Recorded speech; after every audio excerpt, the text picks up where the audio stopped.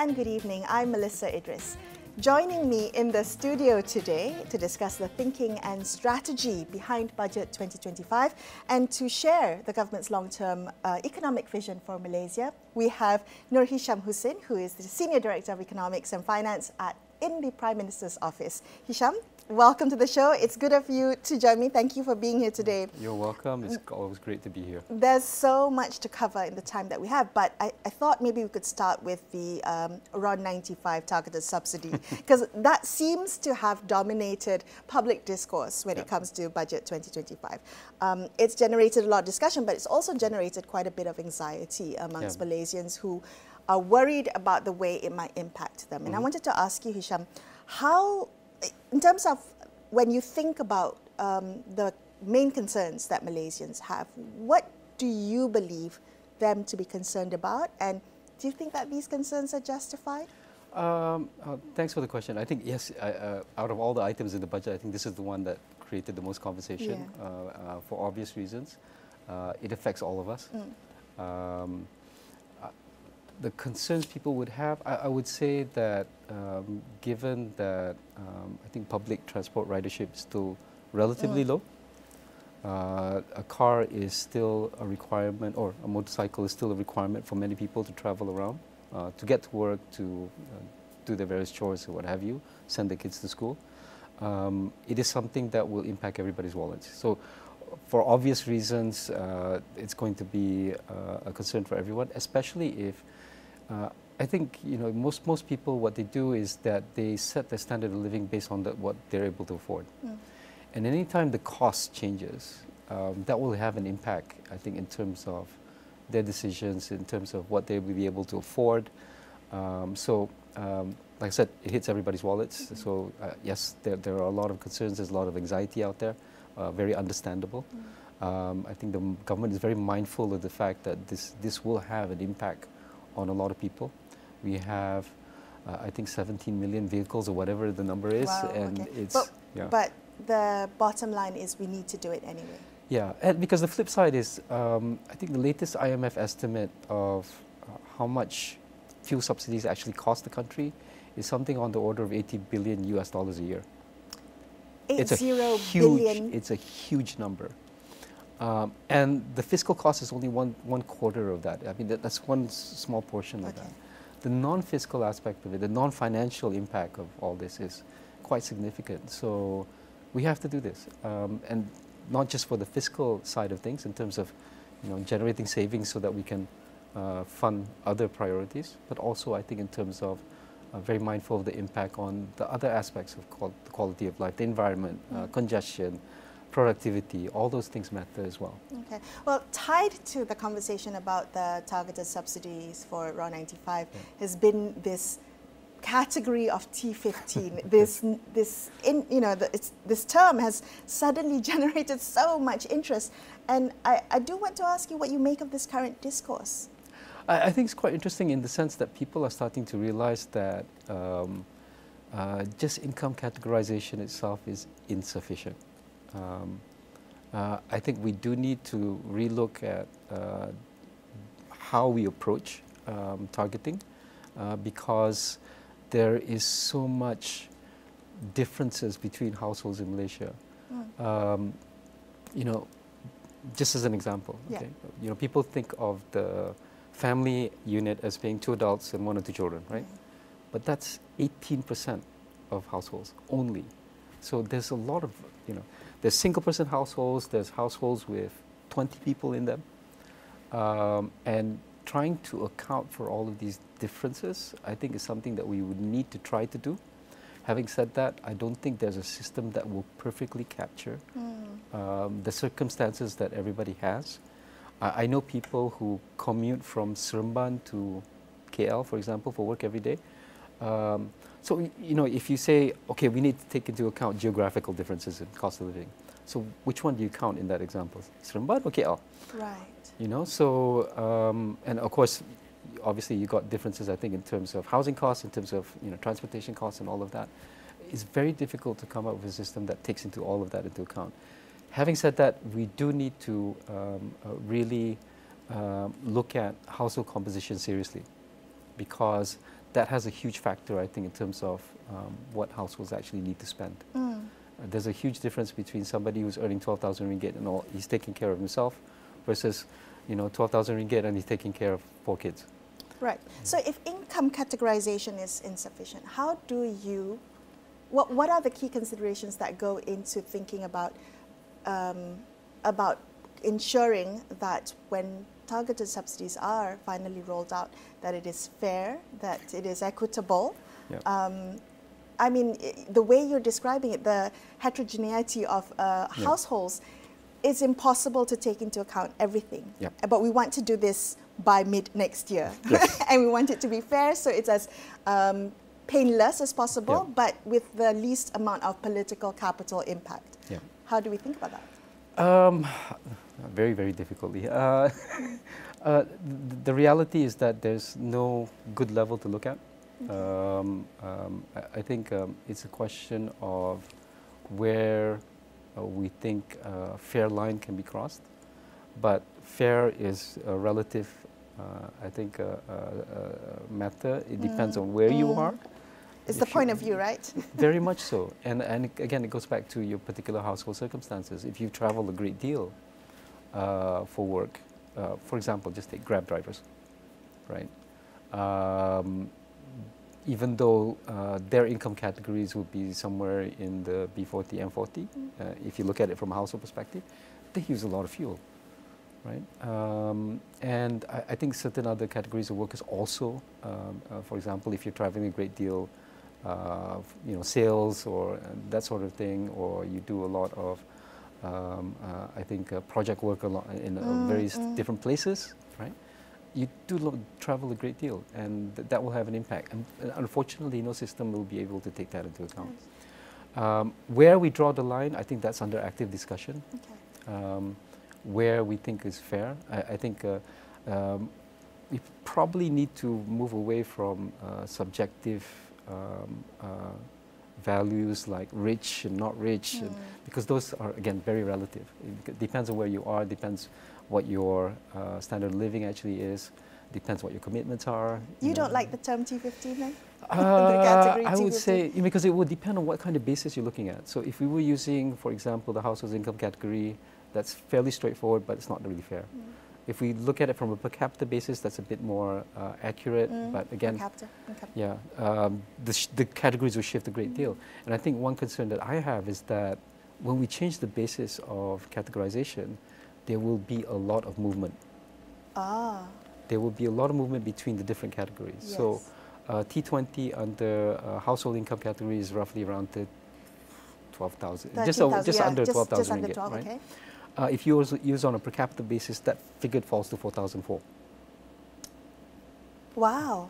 And if that's a big difference. That's a huge difference. And if you use, say, for example, Padu, which is a lot more granular, there's going to be even more movement between different categories. So if I went from household, just basic households to per capita basis, roughly about 40% of the T20 drop below. Understood. But on the other hand, because you've got people dropping below, you also have people moving up. So there's actually something like 4.5% of B40 going into the T20 category. It happens. There's about 15% of M40 that goes up into... the movement is both ways. There's a lot of movement both ways, yes.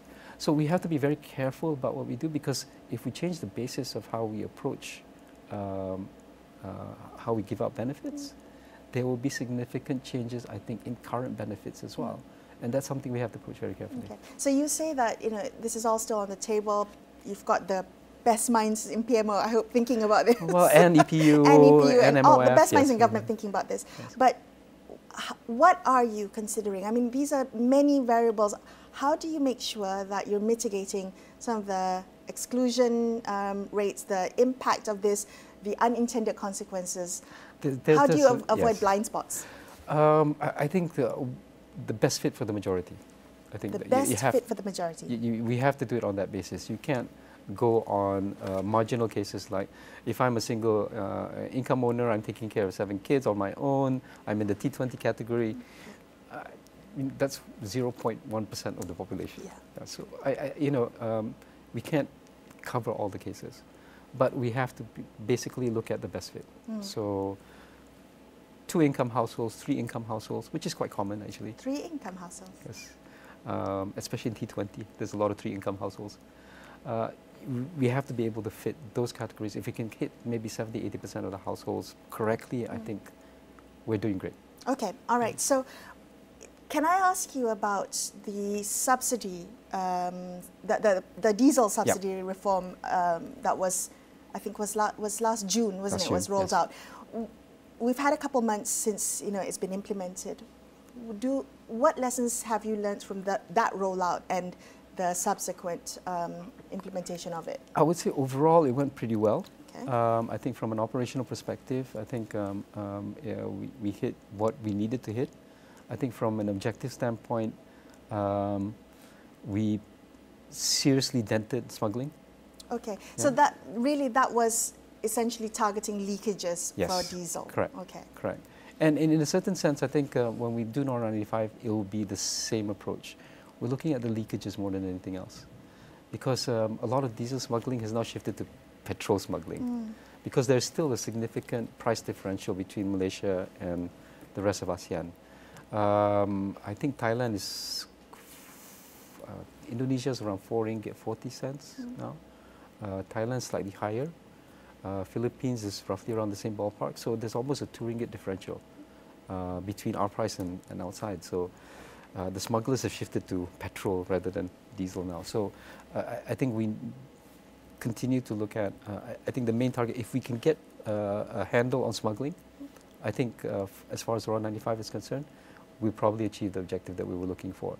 So if that means that, for example, we raise the T15 to T5 or T1 or whatever, as long as we get rid of the smuggling, I think we've achieved what we wanted to do. Okay, so probably might be at the very, very top that you're focused on. Can I ask you, I mean, I know a lot of people are quite anxious looking at any kind of developments with the RON 95 diesel announcements, sorry, RON 95 subsidy announcements.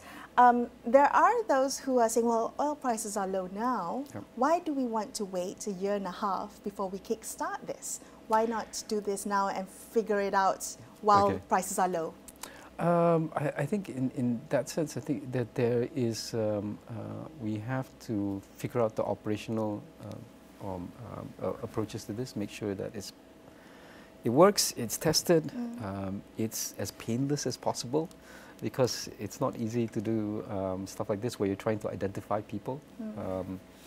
And we have to have at least a 2 or 3 month period where people need to potentially update the registration in Padu if we go the Padu route.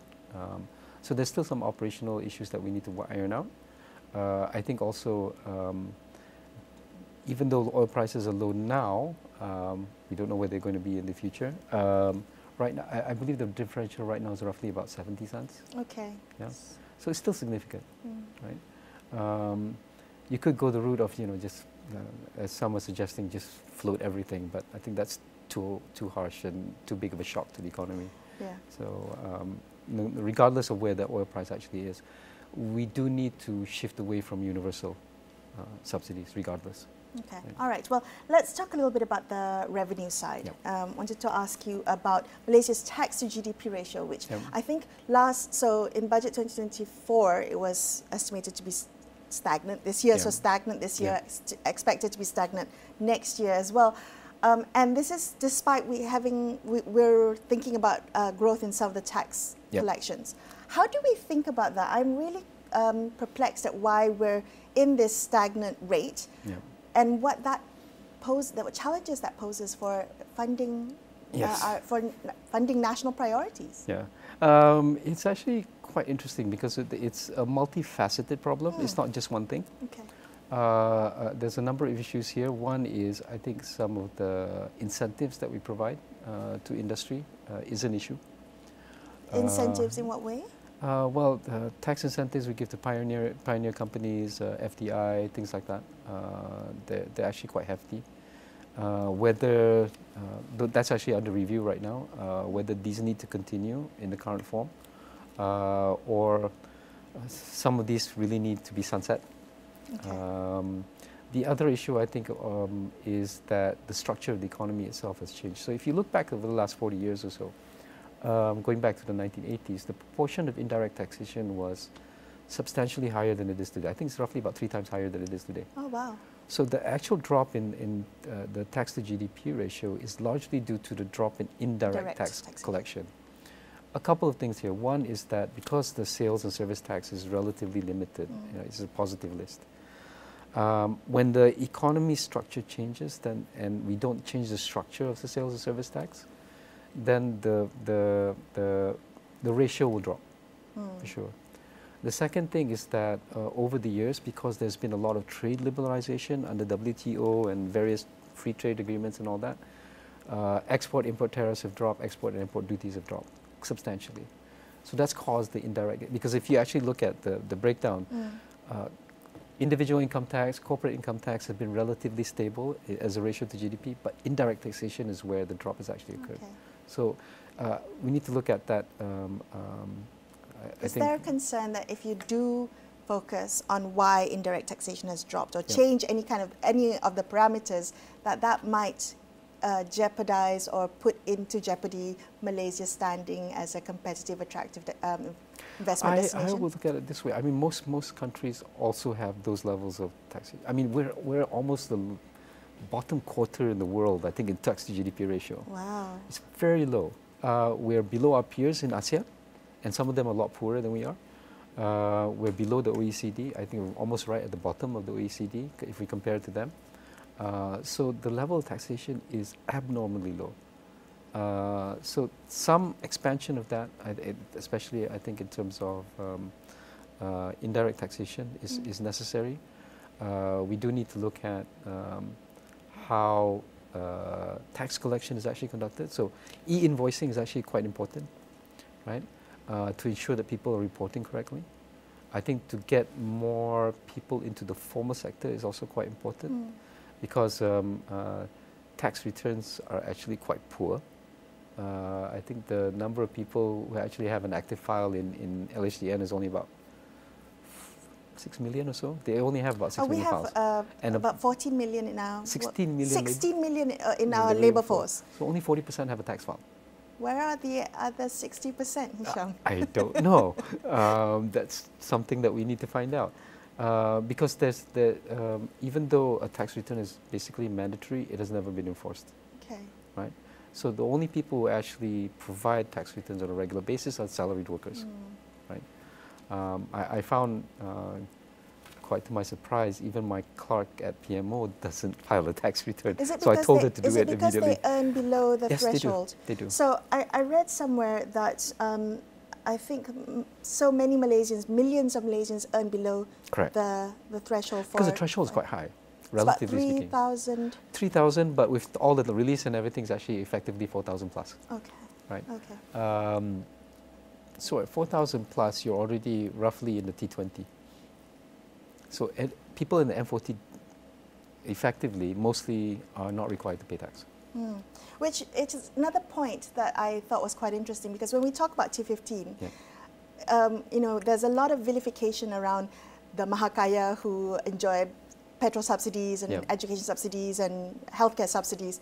But it's also the T15 that pay the most income tax revenue. They make up 80% of the income tax revenue of the country, funding social programs and you know, national development, essentially. So do you think that there's something that we need to balance the thinking about how they could be overly vilified? I wouldn't say vilified. Are the T15 the same as the Mahakaya? No. Okay. No. What's the difference in your perspective? I would say Mahakaya is a 0.1%. Got it. Yeah. But I would say that the T15 are reasonably well off compared to the rest of Malaysia, right? So you can look at differences in cost of living between KL and everybody else, but the reality is that regardless, the standard of living in KL is so much higher than the rest of the country, and you're able to afford so much more, and I think that definition of middle class. People take it to mean a lot of very different things. But the official definition, I mean, this is the global definition of it, is you are meeting your basic wants. So in other words, you're above the poverty line. So if somebody's 100 ringgit above the poverty line, they're technically middle class. And if you're earning 10 times the average wage, you're also Still middle class. Middle class. That is So, a big category. Yeah, so it's and, you know, there's a lot of obviously different values and attitudes between that. But to me, I think the key aspect of the T15 specifically is that you earn enough to be able to save. Whereas for most people below that, they don't. And if you're able to save a little bit and invest, then you're actually a whole lot better off than 80% of the rest of the country. Okay. Well, I want to come back to the tax to GDP ratio, especially the conversation around expanding tax revenue, expanding the tax base. How much of a difference will dividend tax, the tax on dividend be? That's on the Mahakaya. That's on the Mahakaya, so that's taxing the Mahakaya. Is now not the right time for a broad-based consumption tax? I would say, well, I think PM has come out very firmly that, that he thinks incomes needs to be higher before we do that. 3,000 to 4,000 higher. 3,000 to 4,000, that's significantly higher. Yeah. How do we think about that? I mean... That's roughly within the next 10, 15 years. Wow, okay. Yeah. Well, it's doable. Okay. So we have to wait for all incomes to be raised before we think of a more transparent and efficient tax system. And I'm quoting Prime Minister Anwar here, who referred to GST as that. I mean, for him, it's a matter of principle, because under Islam, you cannot tax the poor. So as a result, MOF and the rest of us who are looking at tax are really looking at, okay, how do we do this without taxing the poor? It is technically possible to do a progressive consumption tax, technically. Okay. But it does require people to actually file a tax return, right? And unless we get there, then it's not really possible to do. So there are technical ways to do that. In the meantime, I would say, as far as this budget is concerned, we're looking at an evolution in the sense that we're trying to expand the tax base without overly impacting people's standard of living, right? So it's progressive. So you saw some expansion of sales service tax last year. You've seen a little bit more this year, and you continue to see expansion in the future. But it will be a gradual process to allow people to adjust. We've focused a lot on removal of subsidies and more tax. What about wages? I mean, if it turns out that Malaysians will be essentially paying more out of their pockets, surely we need to do something about the amount of wages that we receive. So I think, first of all, the minimum wage has been raised. Okay. That's very significant. There are obviously issues at micro industries, those with less than 5 employees, where they're not productive enough to manage those costs, which is why we've allowed them for a greater amount of time. Another 6 months or so. Having said that, I think the wage numbers are very encouraging already. I think since the government has taken over, we've been looking at an average of 7%, 8% increase in wage annually. So that's far exceeding the rate of inflation. So I think the wage growth is strong enough to be able to handle what we're doing, I think, in terms of expanding the tax base.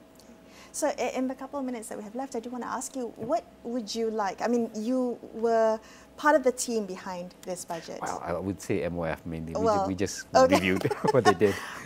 What would you like people to understand about the budget? I mean, sometimes the conversations can meander, but what would you like most of us watching today at home to understand about the budget? There is a strategy behind it. There's a strategy. Yes, and I think there's we are looking at progressively reducing the deficit, progressively improving the tax collection. A lot of the reforms that the government is doing is behind the door. I would say it's behind the walls, actually, because we're fixing the plumbing. We're fixing the toilets, right? It's not the big sexy stuff. It's not the facade that we're. It's not the big sexy stuff. It's fixing the things that need to work, because the budget is one thing, because that's just allocation of expenditure. How do we spend it? How effectively we spend it? Those are things that the government's actually actively working on today. Reform of institutions, again, something we're working on quite seriously. Improvement, I think, in terms of the legislative framework, also being worked on. But there's only so much bandwidth, I think, in terms of capability of pushing out these reforms and you know, whether it's changes in acts or introduction of new acts, improvement, I think, in terms of delivery mechanism, and especially, I think, in terms of changing the culture of the civil service. This will all take time. Okay. So is that all to say that there's more happening than we realize and we should be patient? Because what's announced in the budget speech is maybe about 20% of the budget, right? We actually, I think there was 60 IKTIAR or whatever it was, but we actually have something like 200 plus initiatives under the budget. And that also is just the discretionary part. There's a whole lot of other stuff that's going on as well that doesn't involve the financial aspects. Well, if he did announce all of that in his budget speech, we would be in Parliament for 7 hours or so. Yes, actually he only read, because I think we were quite careful about this. Okay, this is the whole speech of all the initiatives, but you only read the 2/3 of it. Yes, we were following forward, and yes, he had to skip a lot, and it was already 2 hours. Yeah. Well, Hisham, it's been a pleasure talking to you. Thank you for allowing us an insight into some of the thinking behind Budget 2021. My pleasure. Appreciate it. That's all we have for you today. I'm Melisa Idris, signing off for the evening. Thank you so much for watching. Good night.